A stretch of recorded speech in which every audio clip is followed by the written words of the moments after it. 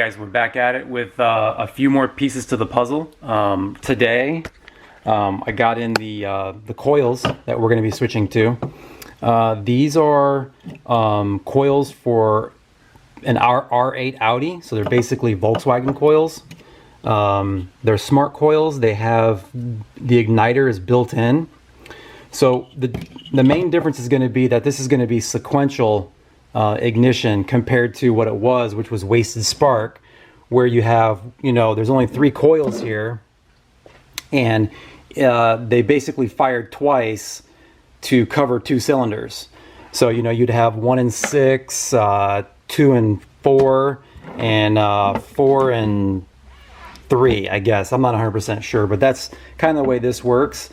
So and I also have the injectors coming in today, I believe, so I'm going to be putting those in as well. But right now I'm just kind of trying to work on getting the coils put in. So what I had to do was I had to run 3 extra wires to the ECU because originally it was a wasted spark, so I was only using 3 of the outputs on the ECU in there. So I ran 3 more wires. Okay, so these 3 are, so there's 3 here, and there's also 3 in the original harness. So I'm going to be using 6 altogether in order to make it sequential, and I've already marked it out, where I've already installed them in the ECU. So all I have to do now is run some grounds. These actually have 4 pins, compared to these only have 2, but only the only extra one you really need is a power ground and then the signal from the ECU. So I'm going to go through all that. They're marked on here, pins 1, 2, 3, and 4.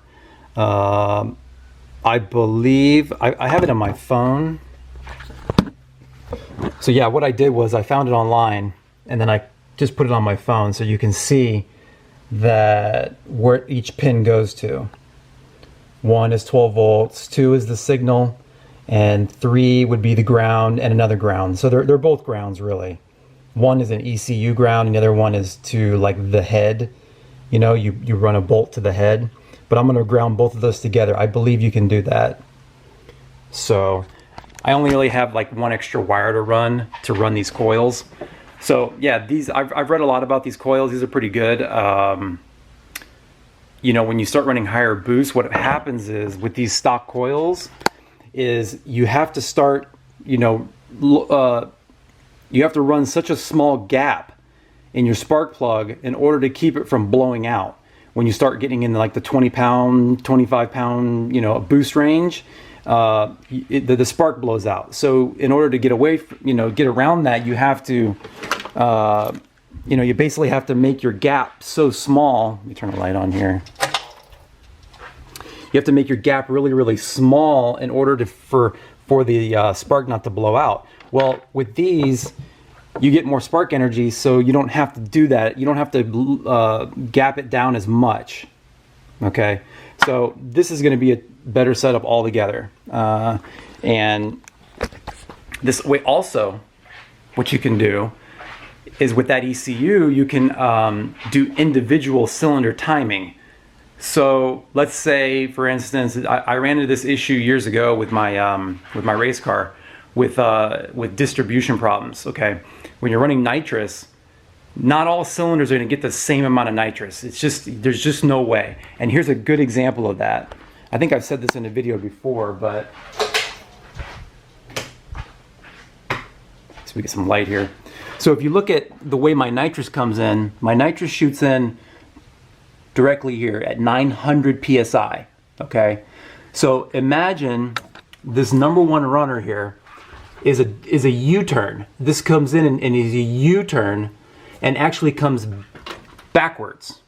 Okay, so there's just no way to get the same amount of nitrous unless we do a individual port, nitrous, which I'm not doing. So I'm running one fogger right here. So like I said, you got 900 psi of nitrous coming in. It's just not going to make this turn. So your number one cylinder is not going to get as much nitrous as 2, 3, 4, 5, and 6. And maybe even 2 may not get it either, because see, that one is a U-turn also. So you're just not going to get the... All right, I'm back. The injectors just got delivered. So anyway, back to what I was saying. With the individual cylinder timing, I can play with the timing in each cylinder.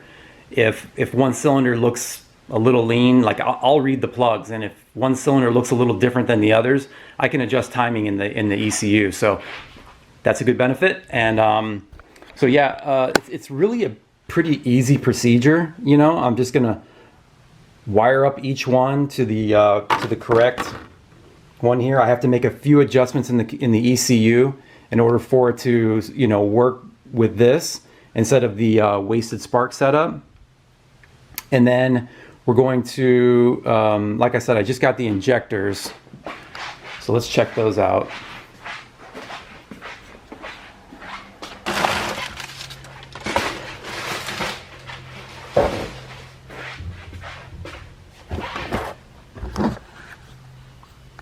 All right, so we got our injectors.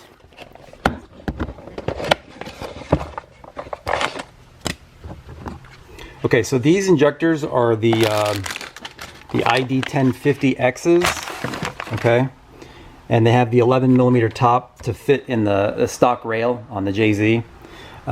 These injectors, yeah, these injectors are supposed to be good for, I did a little research, they're good for about 600-700 horse on E85.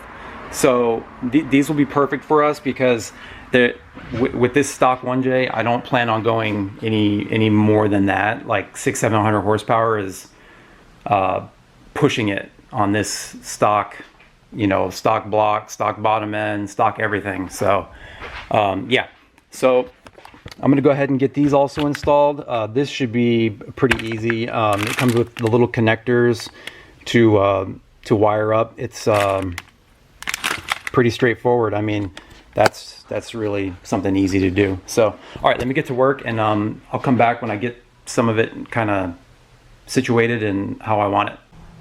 All right, guys, we're making some progress here. Got all the coils in. I started to wire it. This is the black one is the power wire, so that's going to be 12 volts. And then you have these two here, which is 2 and 4. So this one's 1, and then it goes 1 to 4 this way. Power, these two are ground, and your signal from the ECU, and that's it. It's pretty simple. So I'm gonna get that wired up. I'm not gonna show that. It's pretty simple. I have the wires coming out here. I've got my power wire over here. I have a ground on the side of the head that I'm gonna use. I'm gonna snake it this way and get it all set up. And then I also have the injectors in. Okay. I actually had to end up making some little, what do you call it, like little cups. I don't know if you can see it in there, a little adapter, because the ID injectors didn't have the same type of, they're just different. They're like a, it's like a 14mm O-ring, whereas the stock ones, I know that the stock ones have like just a different way they work. They go into like a fat O-ring like this, but I know that like a couple companies like Drift Motion and all that sell the little adapter cups that press into the intake, but I didn't want to wait, so I have a lathe, a little mini lathe, and I have the material, so I just went ahead and made 6 of those up and pressed them in, and so everything's all set. Everything is pressed in. I actually made a port here tapped a port for a fuel pressure sensor, but unfortunately when I did, I didn't think about the throttle body right here. So it actually comes really close and actually does interfere with the throttle body a little bit. So I'm just gonna plug it. And the thing is it's not a bad thing to have an extra port here, because what I might do, I'm actually going to move the pressure sensor back here. I have more room back here. I'm just gonna tap it in back there. But anyway, this I could use for my nitrous if I end up doing that. Which instead of like the way I have it run now, it's just tapped off of like a T down here. Yeah, the nitrous is tapped into a T into the fuel line, which is not really the best way to do it. Your fuel pressure it's like going by a T and you're trying to get pressure from that. Right on the rail is best, but so I'll probably end up using that for the nitrous, you know, the one that I made a mistake on, because what I can do is I can just throw like a 90 on here this way and come over to here and into my the fuel solenoid. So yeah, we're making good progress here. This video is probably not going to be very long, but what I want to do is one of your subscribers sent me a video of my car on Saturday on the outside. I think his name is let me look at my phone real quick. Yeah, this guy Ramiro Gonzalez actually took a video of the outside of my car and sent it to me. I really appreciate that.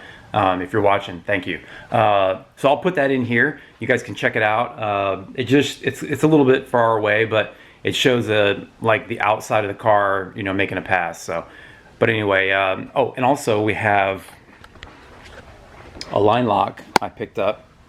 We'll be installing this soon because when I was doing my burnout, what I have to do is I have to hold the brakes and then do a burnout, and I don't want to mess up my rear brakes because they're real nice brakes. You know, they're I spent some money on brakes. They're good Willwood brakes with calipers, and if I hold the brakes while I'm doing a burnout, I'm just going to tear up the rotor. I'm going to tear up the brake. It's just not a good situation. So we're going to do the line lock. So you know, obviously, so we can do really good burnouts. What else? Yeah, that's pretty much it. So we're gonna have the ID1050s. We're gonna have the R8 coils. So, you know, it's not gonna really change my tune much because in ECU, the ECU master, all you do really is change the you know, the injector, the volume, and all that. The VE tables really don't change. The injector just it just scales the injector differently. That's all. It doesn't really change your tune, so the tune should be okay. The good thing is with these injectors, okay, like I showed you guys before, or I told you before at the track, I was at like 90% duty cycle to make like 10 pounds of boost. So with these injectors, I'm not going to be anywhere near that. I'll probably be like at 20% duty cycle. So what that means is I can actually add the fuel for the nitrous with the injectors instead of, you know, running it through the throttle body, you know, the fuel through the throttle body, which is actually not even a good thing. Intakes are not made for fuel. Okay, they're not designed for it. You know, fuel's heavy, so it's not gonna atomize really well inside of an intake. It's better to add it right where, you know, the injectors add it. So I'll have plenty of room to grow with the nitrous by using the injectors instead. So that's something I'm gonna have to experiment with, you know, as far as adding fuel with the injectors. It will be much better and much more tunable instead of changing jets all the time just to get my, you know, tune right with the nitrous. So, but anyway, I'm gonna go ahead and throw that video in right here, and I'm gonna finish this up, and the next video will probably be hopefully Sunday.